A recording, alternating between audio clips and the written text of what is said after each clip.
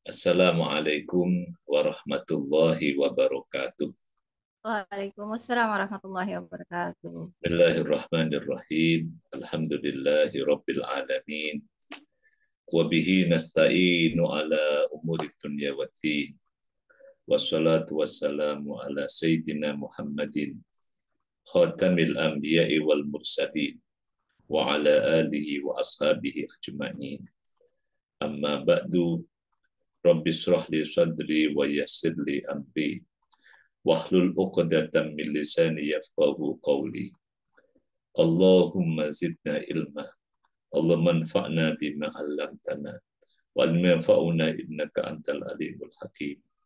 Allahumma habbib ilaina al-iman wa zinu fi qulubina wa karihna al-kufra wal fusuqa wal isyan waj'alna minar rasyidin. Allahumma taqabbal minna salatana wa siyamana wa ruku'ana wa sujudana wa tadarru'ana wa tamim taqsirana ya ilahana. Allahumma rabbana barik lana fi umrina wa barik lana fi ahlina wa auladina wa barik lana fi ma a'taitana. Allahumma rabbana ighfir lana wa li walidina wa li masyayikhina wa li asatidatina wa li ikhwanina wa akhwatina wa li aqribaina wa liman haqqan alaina wa liman asana bi ma'ruf innaka antal ghafurur rahim. Bapak Ibu yang berbahagia yang sudah tergabung dalam ruang Zoom di pengajian sore kita hari ini, dengan senantiasa mengharapkan rahmat Allah Subhanahu wa taala, kita sore hari ini mengisi Ramadan kita di hari ke-10 ini dengan ngaji sore, yang ini menjadi salah satu kebahagiaan kalau saya pribadi zaman di kampung kecil tuh, kalau ya sore-sore Ramadan ini ngaji di masjid, di musola, dibacain kitab, itu bagian dari kebahagiaan yang ya bisa direview, bisa diulang kembali untuk menemukan kebahagiaan yang ya kalau toh tidak sama ya mendekatinya. Jadi shalawat salam kita sampaikan untuk Rasulullah Sallallahu Alaihi Wasallam beserta keluarga dan para sahabatnya. Hari ini ngaso kita masih di kitab Syarah Nasaihul Ibad di bab As-Sudasi. Insya Allah kita akan baca makalah yang ke-9. Ini ada beda tulisan, tapi mirip-mirip antara yang di PDF dengan yang tercetak di makalah yang ke-9 ini. Bismillahirrahmanirrahim. Qala al-muallifu rahimahullahu ta'ala wa naf'ana bi ulmi fid dharain amin. Wal maqalatu tasi'atu qala Bazar Jamhar. Qala Bazar Jamhar. Ada yang juga membaca Bazar Jumhur. Nah, kalau yang ada di PDF Abu Dzar Jamhar. Nah, Sittu khisalin ta'dilu jami'at dunya.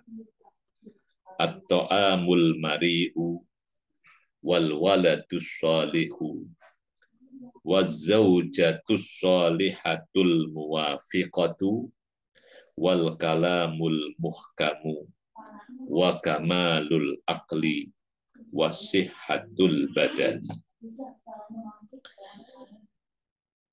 Makalah wal maqalatut tasi'ah, makalah yang ke-9. Ini kalau yang di PDF Abu Dzar Jamhar. Nah, kalau yang dicetakan jadi Bazar Jamhar. Ini kalau saya cari-cari di buku-buku tarojim, buku-buku Esbek Kobadi, Bazar Jamhar ini adalah huwa min ajalli hukama'il fursi. Jadi dia adalah di antara jadi pujangga atau hukama, ulamanya Persia. Jadi ini yang sezaman dengan Anushirwan, dan dalam cerita Jadi Bazar Jamhar ini pernah dipenjarakan oleh Anushirwan yang Kisra Persia itu. Jadi karena kemarahan Anushirwan kepada Bazar Jamhar, dipenjarakan di tempat yang fidul matin wadayikin, tempat yang gelap dan sempit. Ini nggak banyak biodata dari Bazar Jamhar, hanya disebutkan ini adalah min ajalli hukama il-fursi. Dia adalah di antara dari ulama Persia, hukama Fursi. Yang Anushirwan ini hidupnya jauh sebelum Nabi. Jadi kalau disebutkan tahun wafatnya tahun 435. Ini masih Masehi. Ini Bazar Jamhar. Wallah alam, ini yang ada di datanya di buku Tabaqat, buku-buku tarajum. Jadi tentang nama-nama yang dikenal di dunia, Bazar Jamhar. Nah, ini mengatakan sittu khisalin, ada 6 perkara ta'dilu aitu sawi, yang menyamai jami'ad dunya, seluruh dunia, ai amti ataha wa amwaliha, yang menyamai amti ataha, kesenangan dunia, wa amwaliha, dan kekayaan dunia. Jadi kalau kalimat untuk membatasi urusan dunia ini itu bisa disederhanakan. Jadi kalau orang dalam kebutuhan dunia untuk memenuhi hajat duniawi, ini hajat duniawi ini bisa disederhanakan, ya. Sederhanakan dalam, kalau kalimat Bazar Jamhar hanya pada 6 perkara ini. Ya, 6 perkara ini beliau sebutkan. Yang pertama adalah at-ta'amul mari, at-ta'am alladhi, jadi makanan yang lezat. Ini kalimat mari ini pernah kita juga temukan dalam Al-Quran di surah An-Nisa.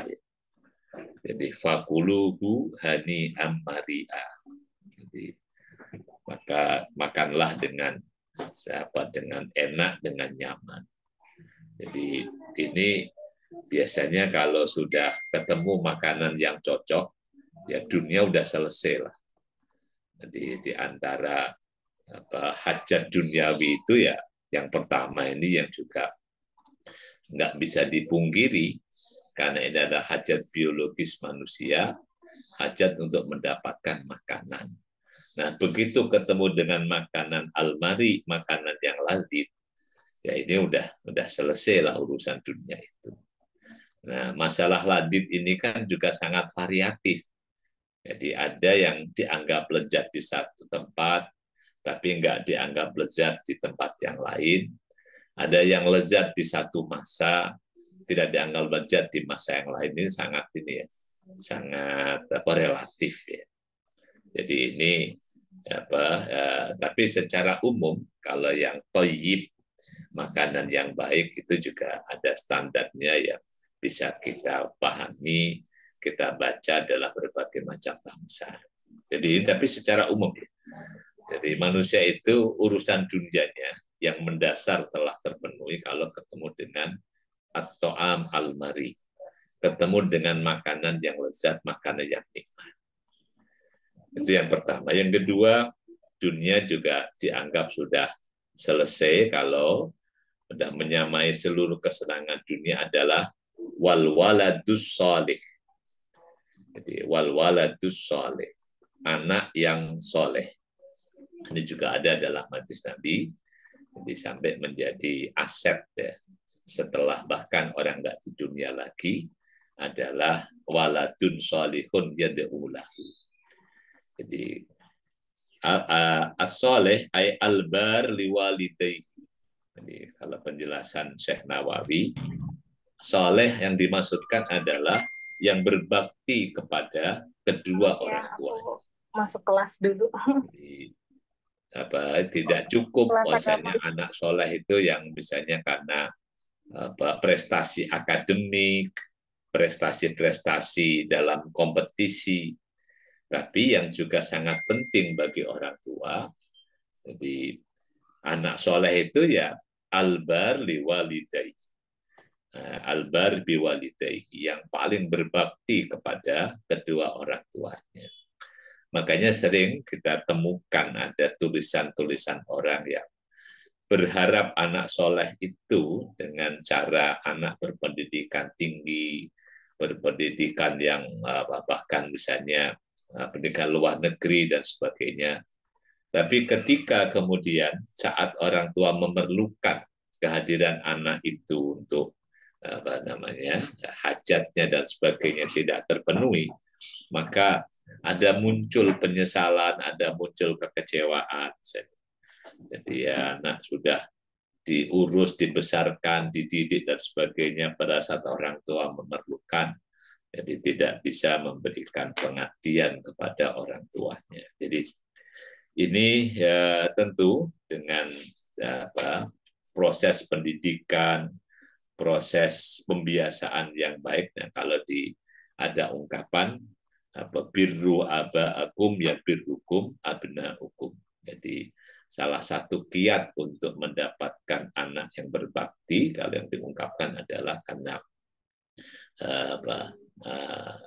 keluarga itu, pendidikan akhlak anak itu ya biasanya menurun.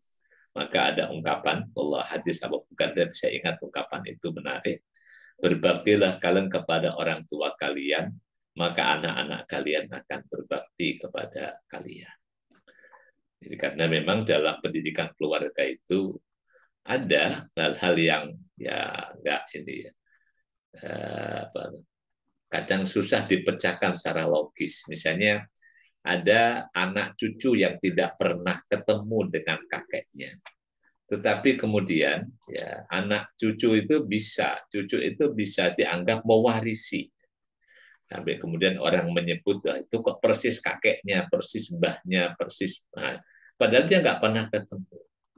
Nah ini ada ya yang kadang-kadang irasional itu, bahwa dalam pendidikan adab akhlak keluarga itu yang sangat penting adalah juga itu yang namanya keteladanan. Jadi ini aset kebahagiaan dunia. Jadi situ hisolin tak dilu jami'at dunia. Jadi kalau orang sudah punya anak soleh, ya udah urusan dunia udah selesai lah. Nah, kalau orang misalnya punya banyak anak tapi nggak ada yang soleh, ya ini jadi muskilah, jadi problem dunia. Nah, tapi juga ada istilah dalam, jadi ada anak ideologis, ada anak biologis itu juga.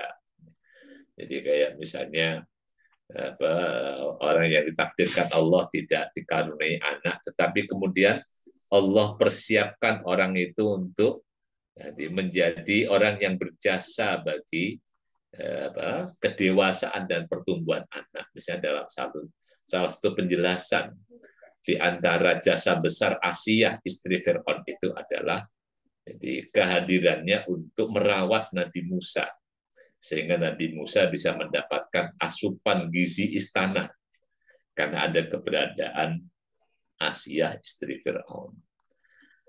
Nah, termasuk Allah alam bisawab misalnya kayak Ummul Mukminin Aisyah radhiyallahu anha itu kan juga. Jadi tidak ada anak kandung yang dari Aisyah, tetapi dia menggunakan nama kunyah Ummu Abdillah, menggunakan sebutan untuk nama dari anak kakaknya Asma binti Abu Bakar yang punya anak Abdullah ibn Zubair. Wallahu a'lam dengan waladus saleh. Jadi berinvestasi, berkontribusi bagi kesolehan orang lain. Ini semoga juga bisa menjadi salah satu bagian untuk mendapatkan doa orang-orang soleh. Itu yang kedua. Yang ketiga, wazaujatus sholihatul muwafiqah. Kalau yang dicetakan hanya di PDF hanya wazaujatul muwafiqah. Nah, kalau yang dicetakan wazaujatus sholihatul muwafiqah. Dan istri sholihah al-muwafiqah allati tuti'ullah wa zaujiha, yaitu wanita soleh yang taat kepada Allah dan taat kepada suaminya. Ini kalau dalam persepsi dalam posisi sebagai suami. Nah, kalau bagi istri gimana? Bagi istri ya kalau kita balik dengan menggunakan standar ayat 59 surah An-Nisa 58-59. Jadi kalau menggunakan standar itu, sebagaimana yang ideal wanita solihah adalah as-solihah al-muwafiqah, maka suami ideal, suami 58-59 ya, 58-nya suami itu ya orang yang amanah, yang adil, yang bertanggung jawab, yang bisa dipercaya. Kalau kriteria kepemimpinan, innallaha ya'murukum an tu'addul amanati ila ahliha wa idza hakamtum bainan nasi an tahkumu bil adl. Jadi kalau bagi pria, bagi laki-laki, yang ketiga yang bisa menandingi seluruh isi dunia adalah istri solehah yang taat kepada Allah, kepada suami. Maka ini dalam konteks bagi wanita, dunia sudah selesai, dunia sudah diambil semuanya kalau mendapatkan suami yang soleh, yang amanah, yang bertanggung jawab, yang bisa dipercaya, yang adil, itu kan. Itu kalau dalam memberikan keputusan, dalam memberikan hukum, memberikan nafkah dan sebagainya, itu yang ada dalam surah An-Nisa ayat ke-58 sebagai ayat kepemimpinan secara umum.